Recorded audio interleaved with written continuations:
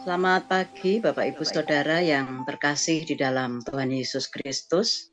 Puji Tuhan, pagi hari ini kita boleh bersama-sama kembali bertemu di ruang Zoom ini. Kita akan melakukan saat teduh bersama. Saat teduh kita diambil dari pedoman saat teduh 4B GKI Residen Sudirman. Hari ini Jumat tanggal 4 November 2022 dengan tema renungan pemberontak terhadap otoritas. Bapak, Ibu, dan Saudara, lagu Bagi Yesus Semuanya akan mengawali saat teduh kita untuk mempersiapkan hati kita masing-masing untuk menyambut sabda Tuhan pagi hari ini. Mari kita pujikan bersama.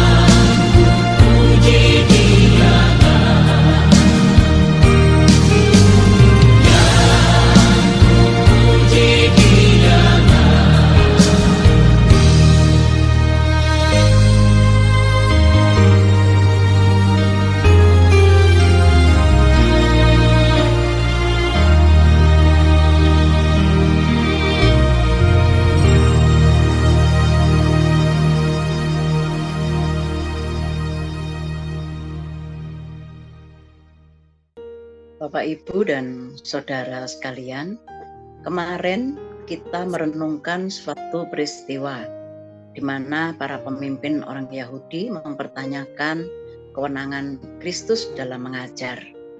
Setelah itu, Kristus mengajarkan tentang penggarap-penggarap kebun anggur. Apa sebenarnya yang diajarkan Kristus melalui perumpamaan ini? Mari Bapak Ibu kita bersama-sama merenungkannya. Melalui Lukas 20 ayat 9 sampai dengan 19 nanti akan dibacakan oleh Pak Yosa. Kita akan berdoa bersama sebelum kita membaca Alkitab. Mari Bapak Ibu.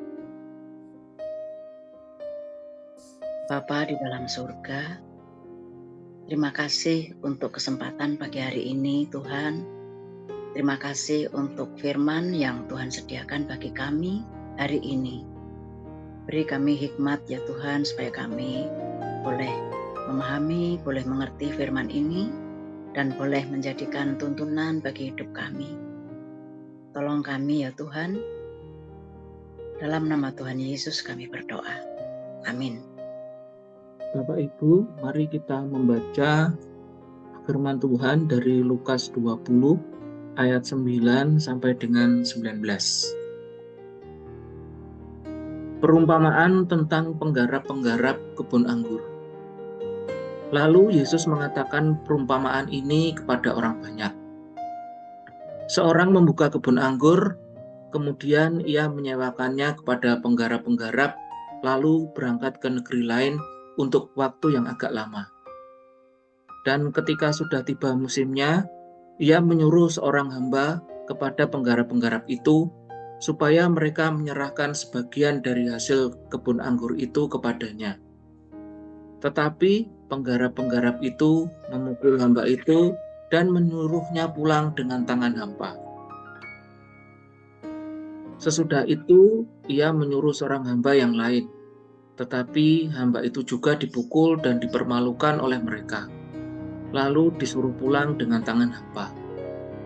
Selanjutnya, ia menyuruh hamba yang ketiga, tetapi orang itu juga dilukai oleh mereka, lalu dilemparkan ke luar kebun itu. Maka kata tuan kebun anggur itu, "Apakah yang harus kuperbuat? Aku akan menyuruh anakku yang kekasih, tentu mereka segani." Tetapi ketika penggarap-penggarap itu melihat anaknya itu, mereka berunding, katanya, "Ia adalah ahli waris, mari kita bunuh dia, supaya warisan ini menjadi milik kita." Lalu mereka melemparkan dia keluar kebun anggur itu dan membunuhnya. Sekarang apa yang akan dilakukan oleh tuan kebun anggur itu dengan mereka? Ia akan datang dan membinasakan penggarap-penggarap itu dan mempercayakan kebun anggur itu kepada orang lain. Mendengar itu mereka berkata, "Sekali-sekali jangan." Tetapi Yesus memandang mereka dan berkata, "Jika demikian, apakah arti nas ini? Batu yang dibuang oleh tukang-tukang bangunan telah menjadi batu penjuru. Barang siapa jatuh ke atas batu itu, ia akan hancur, dan barang siapa ditimpa batu itu, ia akan remuk." Lalu ahli-ahli Taurat dan imam-imam kepala berusaha menangkap dia pada saat itu juga, sebab mereka tahu bahwa merekalah yang dimaksudkannya dengan perumpamaan itu, tetapi mereka takut kepada orang banyak. Demikian firman Tuhan. Terima kasih Pak Yosa. Bapak, Ibu, dan Saudara, pesan pengajaran yang disampaikan Kristus melalui perumpamaan ini sangatlah jelas, yaitu pemberontakan penggarap-penggarap kebun anggur. Gambaran pemberontakan mereka bersifat gradasi. Semakin lama semakin kejam. Pertama-tama mereka digambarkan mengingini seluruh hasil kebun anggur itu dengan menolak untuk menyerahkan apa yang menjadi hak sang pemilik kebun anggur. Lalu gambarannya meningkat dalam bentuk tindakan memukuli, mempermalukan, dan melukai para utusan sang pemilik kebun anggur. Dan puncaknya adalah mereka membunuh anak pemilik kebun anggur itu dengan maksud memiliki kebun anggur tersebut. Bapak, Ibu, dan Saudara, di akhir dari perumpamaan tersebut, Kristus berbicara tentang penghukuman atas para penggarap kebun anggur itu. Sekarang, apa yang akan dilakukan oleh tuan kebun anggur itu dengan mereka? Ia akan datang dan membinasakan penggarap-penggarap itu dan mempercayakan kebun anggur itu kepada orang-orang lain. Dapat kita baca pada ayat 15-16. Terkait dengan penghukuman itu, Kristus berbicara tentang batu penjuru. Dikutip dari Mazmur 118 ayat 22, yang merujuk pada penolakan terhadap diri Kristus sendiri. Kita dapat membandingkannya dengan Kisah Para Rasul 4 ayat 11, 1 Petrus 2 ayat 7. Akibat dari penolakan tersebut adalah penghukuman. Mereka yang menolak Kristus akan hancur dan remuk. Di dalam bahasa aslinya, kehancuran itu merujuk pada proses menampi gandum yang meliputi tindakan menginjak-injak gandum tersebut. Bapak, Ibu, dan Saudara, mari bersama-sama kita merenungkannya. Siapakah yang digambarkan sebagai para penyewa kebun anggur yang memberontak itu?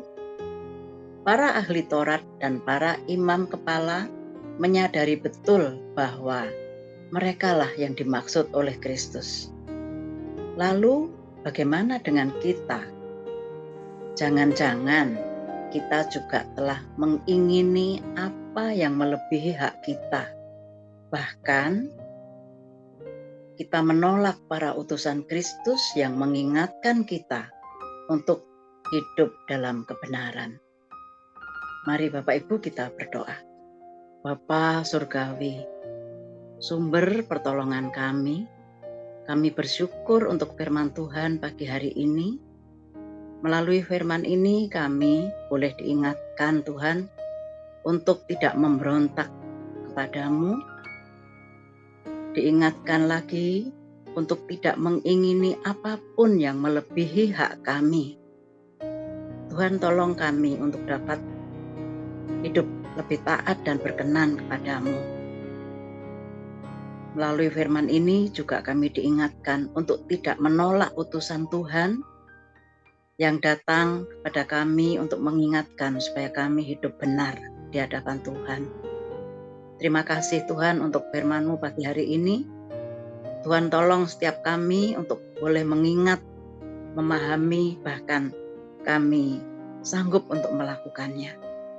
Pastinya dengan pertolongan-Mu. Terima kasih ya Bapa. Dalam nama Tuhan Yesus kami berdoa. Amin. Bapak, Ibu, dan Saudara, kita akan bersama-sama belajar sebagai respon firman Tuhan pagi hari ini. Kita akan hidup untuk